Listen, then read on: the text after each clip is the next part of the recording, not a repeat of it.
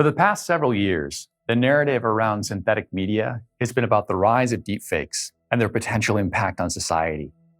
But the story that's not as prevalent is about the technology behind deepfakes and how it's responsible for the greatest rise in creative capability we've ever encountered. I say that without hyperbole. These technologies will take production capabilities previously only for the heavily financed and highly skilled and make them available to everyone. And a convergence of several technologies will change the paradigm, not only for how we create content, but also how we experience it.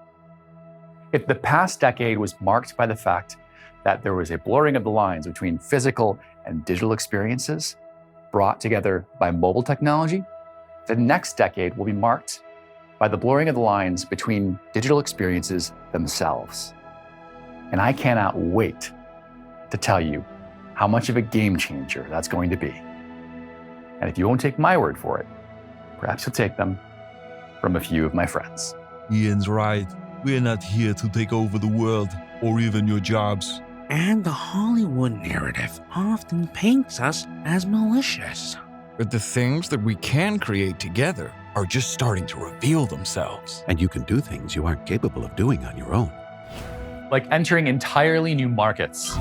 모국어로 전 세계 사람들에게 도달하는 콘텐츠를 만들어 완전히 새로운 시장에 진입하는 것과 같습니다. Und schaffen Sie Vermögenswerte in großem Maßstab, während Sie die monotone Arbeit eliminieren. By the time it's all said and done, it'll be hard to tell if you're one of us or we're one of you. So listen carefully. After this, there is no turning back. Stay with me and take the red pill, and we'll show you how deep the rabbit hole goes.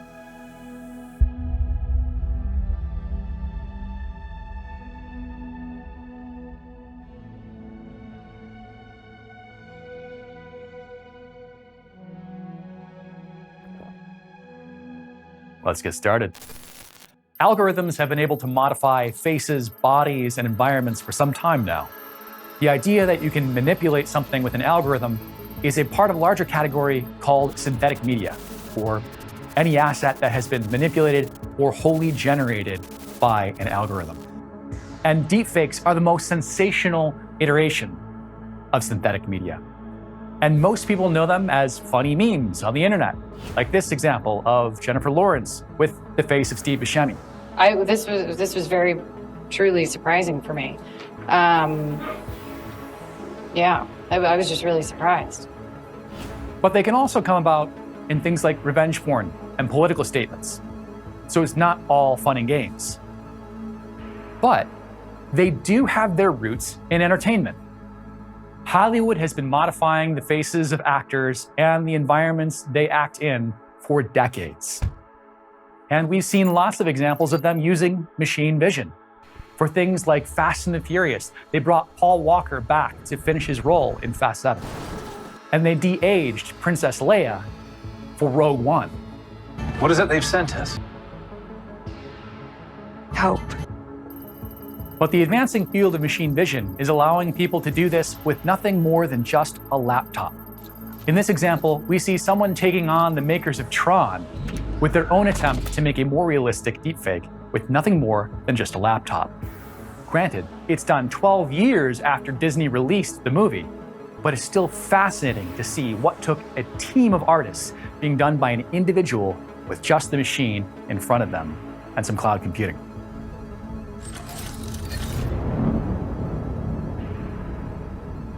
Dad, Sam, look at you, man.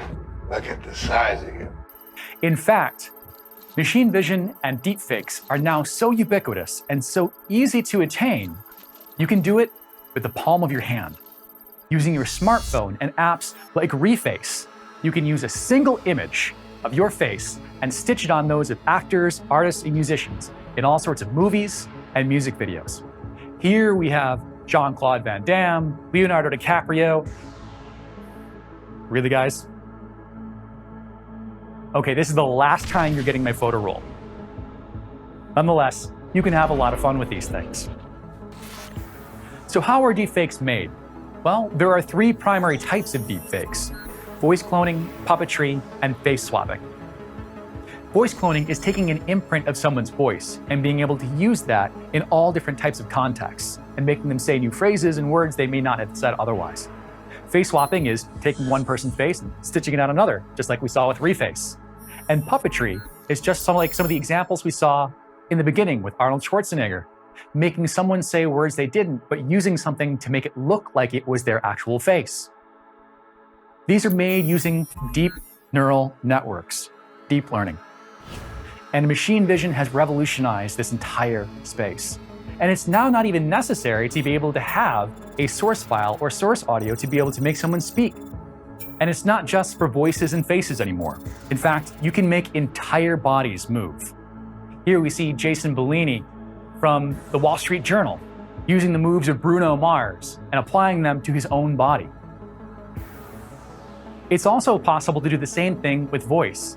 And now we have speech-to-text models where you can type in any phrase you'd like the algorithm to say, and it will replicate it in a very convincing audio. I am the best businessman in the world. So as the field advances, it becomes easier and easier to create very convincing representations of human beings. But it's not just being used to replace actors or be able to put them in new contexts.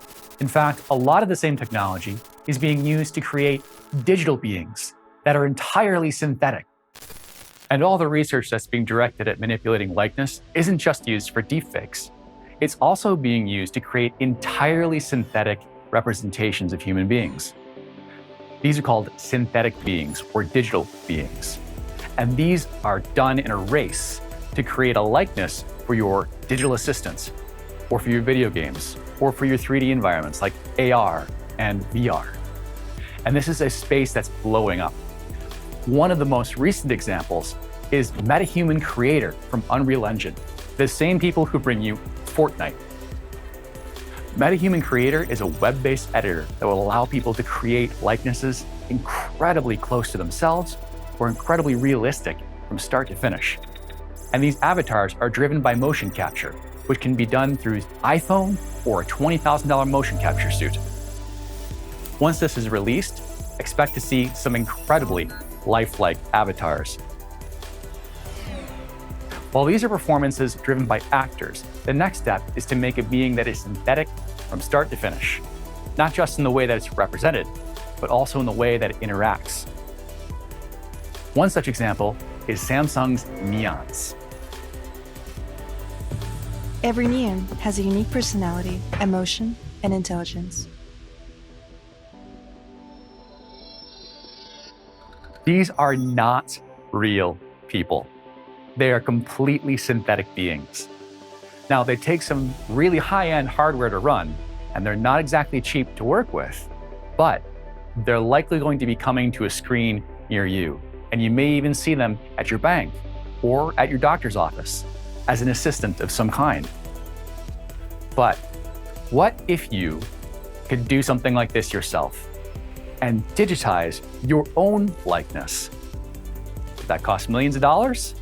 Well, if certain companies have their way, it won't, and you'll be able to do it soon.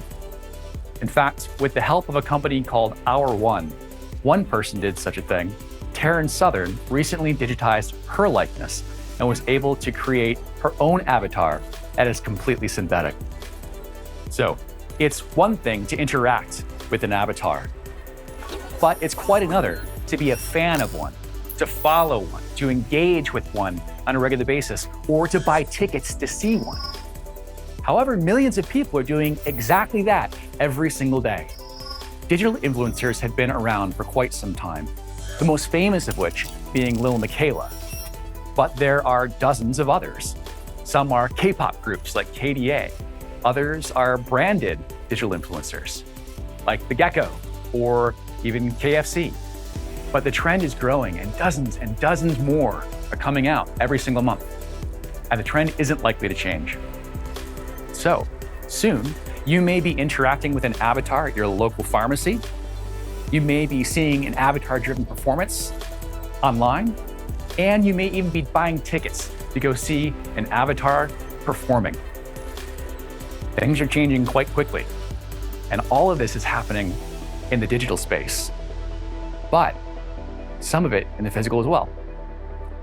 But to do a lot of this, the skill set necessary to be able to produce for these areas are driving quickly to 3D. And that's something new. Wouldn't it be nice if there was an easy way to create 3D assets and participate in a trend like this? Well, let's actually do that. Let's go ahead and create a 3D avatar.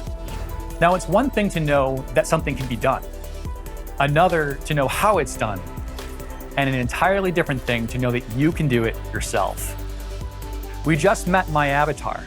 What if you could take a single photo and create your own 3D model that isn't dependent on someone else's mesh? Well, what I'm about to show you may one day replace a technique that's currently used to do that, called photogrammetry, where you take many images, sometimes hundreds, thousands, or even tens of thousands of images, and stitch them together in a 3D program to create a 3D model. This technique uses one reference image to create an entire 3D model. This can be used in things like augmented reality, virtual reality, or even in independent films, as you'll see in a moment. So we'll start building our 3D model by opening a Google Colab notebook using an algorithm called PIFU HD. This algorithm has already been built for us. So most of really what we have to do is just upload files, click a couple of play signs, and it's as simple as that. Already, we have a 3D model generated. Now, what is produced here is both the front and back of my body. It didn't have a reference image for the back. It simply guessed the back based on data that it had been fed in its training phase. Let's drop it into a 3D program and take a look.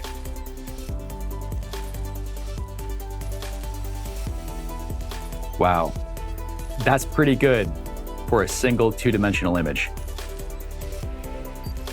Now, let's polish things up a bit. We're gonna take the picture that I had and we're gonna apply it to the 3D model. What you saw there is a UV map. Looks pretty funky, but it's gonna help us texture the body. Now I'm gonna give myself a haircut because that's a little bit more difficult to do. So we're gonna use a texturing program to do that and some reference images.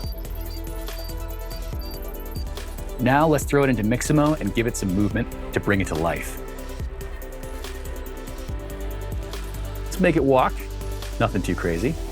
There we go. Now let's add some spice. I want to do the moonwalk. All right, throw it to the model. Yeah, that's about what it looks like when I try and do the moonwalk. All right, let's see what it looks like in real life. Say hello to artificially generated 3D Ian. This model was taken from one single two-dimensional photograph and textured with only 4. This is a low-resolution model that could easily be enhanced with extra time in a 3D program and additional reference images, getting us closer to a photogrammetry model. But this is incredibly impressive for such a low investment, both of effort and in resources. So, what can you actually use this for? We mentioned augmented reality, virtual reality, and also independent films. In fact, the crew at Corridor decided to use this technology in their series of remaking Hollywood films to be a bit more grown up in taste. Let's see how they did it. There's a lot of random children in this scene, and I want to be able to create some new shots, so I gotta fully populate it. So I'm searching Harry Potter robe costume on Google Images, and I'm taking that and then I'm feeding it into PyFUD, which is an open source 2D image to 3D model converter. You feed it this image and it spits out a very janky but usable 3D model. And I slapped our 3D scans of our heads onto the students. And if it's just a crowd full of little youngins, you won't be able to notice. Yeah. We've seen how we can recreate a fantasy world with visual effects and algorithms. So what's next? How about we try and understand the world around us using algorithms? For too long, the digital canvas has been stuck behind a pane of glass in 2 dimensions. But with augmented reality and XR, we're painting the world with data. But until recently, creating for augmented or virtual reality required a skill set much akin to that of the visual effects artist in Hollywood. But with advances in machine vision and LiDAR technology, that's changing, and the technology has made leaps forward in understanding the environment around us and creating tool sets that we can use to create in these spaces. The good news is that with technologies like LiDAR and machine vision, the ability of machines to understand the environment around them has taken leaps forward. Going beyond things like categorization or depth perception to being able to recreate environments. With three-dimensional production, we're one step closer to breaking free of the two-dimensional canvas and making the world around us a truly integral part of our digital experience. And these advancements aren't just good for layering data over the real world. They're great for helping build the varied virtual worlds as well. And in these worlds, our avatars will be the representation of our identity. And there will be varied identities as well, much as like we have with the profiles in our social media networks. I may have a network for my professional side. I may have another avatar for my friends and family. And I may have yet another one for when I'm playing Fortnite with my friends. We're seeing varied virtual worlds pop up all over the place. But up until recently, all of these virtual worlds were self-contained entities, unable to exchange between them, a closed ecosystem. But with the advent of Web3 technologies like blockchain and NFTs, the ability to transact and create and transport assets across different virtual worlds in an open ecosystem, often referred to as the Open Metaverse, is becoming possible. And the infrastructure is being developed for this now. One company, Crucible, is building developer tools for game engines like Unity and Unreal to allow developers to give their players access to varied forms of avatar creators and inventory. You see things like Wolf 3D, MetaHuman Creator, and Genies available to the gamers here, and access to their own NFTs and assets as well. This enables players to use purpose-built avatars for various ecosystems, and even be able to bring many of their attributes across those ecosystems. One use case could be if you buy a digital garment from an artist, and it may not be in a specific game, you can bring it into other environments that embrace the open metaverse. So it's not just locked into a specific ecosystem. And then you can still use that in-game and transact with it, perhaps sell it, and also have peer-to-peer commerce opportunities. This type of infrastructure enables all sorts of new commercial opportunities to be born. So let's talk about natural language understanding and how it is changing the game for design tools themselves, and really lifting up the idea of computational design. In my submission, I teased the idea of being able to speak to a computer and command it to make certain things appear. Computer, put a frustrated yet inspirational Shia LaBeouf behind me, but in front of the TV. Do it! Just do it! Computer, mute Shia. And while that may seem fantastical, we're getting close to that day. Let's take, for example, the ability to script your own video just by giving it commands and telling it what you want to see. This particular algorithm allows you to stitch videos together by giving it a description. It uses natural language understanding, much like the HAL GPT-3, to get an understanding of what the user wants and the outputs that it should be creating for that. This is a 2D example for video media, impressive in and of itself. But how do we get there with 3D? Well, the same thing can apply. And 3D as a medium is incredibly difficult for newcomers to grasp. And that's why it's so important to create tools that will enable people to participate regardless of their experience. Let's take a look at one particular tool that allows users to design in 3D using nothing but their words. This one, called womp, allows users to use their words to create without having any specific knowledge of 3D. But it doesn't stop there. It's designed specifically to eliminate many of the hurdles of 3D design in particular, a particular type of design that is not easy for users to grasp. These types of tools will again enable creation for new mediums that aren't available at the tool sets that we have now. These types of tools that enable creation without any specific prior knowledge or experience will enable a truly inclusive media, the open metaverse, allowing everyone to participate and create as their vision inspires, not at the limitation of experience or tool sets. AI-assisted and no-code tools are the future of these media, and synthetic media is the driver of all of them. So, many people are concerned about artificial intelligence taking away jobs as they exist today. Well, they're preparing us for the worlds we're going to be entering today and tomorrow. Synthetic media is not just about deepfakes and high-value visual effects. but creation for new worlds and of new worlds. So hopefully I'll see you in one of these virtual worlds. And it may be me that you see there, or one of my friends. Either way, thank you for joining me today, and I hope to see you in the Open Metaverse. Keep creating, and I will see you there.